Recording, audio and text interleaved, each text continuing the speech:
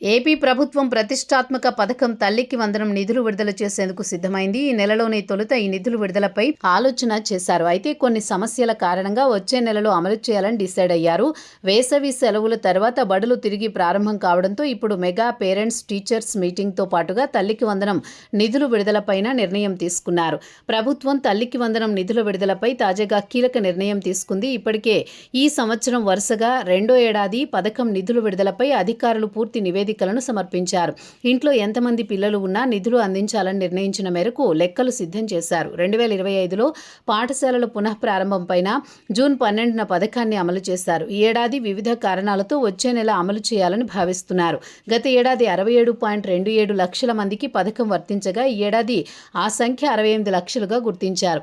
1 నుంచి ఇంటర్మీడియట్ విద్యార్థుల వరకు ఈ పథకాన్ని అమలు చేస్తున్నారు. గతేడాది నిబంధనల ప్రకారం ఈ సంవత్సరం కూడా పథకం అమలుకు ప్రభుత్వం చర్యలు చేపడుతోంది. ఇందుకోసం సుమారుగా 9,000 కోట్లు అవసరం కానున్నాయి. ప్రభుత్వం ఏడాదికి 67 లక్షల మందికి పైగా పథకాన్ని అమలు చేస్తోంది. ఈ ఏడాది అర్హులైన తల్లుల బ్యాంకు ఖాతాల్లో జూలై 10న నగదు జమ చేయాలని అధికారులు ప్రణాళికలు సిద్ధం చేశారు. నిధులు జమ చేసే రోజే మెగా పేరెంట్స్ టీచర్స్ మీటింగ్ నిర్వహించాలని ప్రభుత్వం భావిస్తోంది. పాఠశాలల్లో విద్యా ప్రమాణాలు మెరుగుపరచడం ఈ సమావేశం ప్రధాన ఉద్దేశం. విద్యార్థుల చదువుపై తల్లిదండ్రులకు అవగాహన కల్పించడంతో పాటు పథకం లబ్ధిని నేరుగా వారికి వివరించనున్నారు.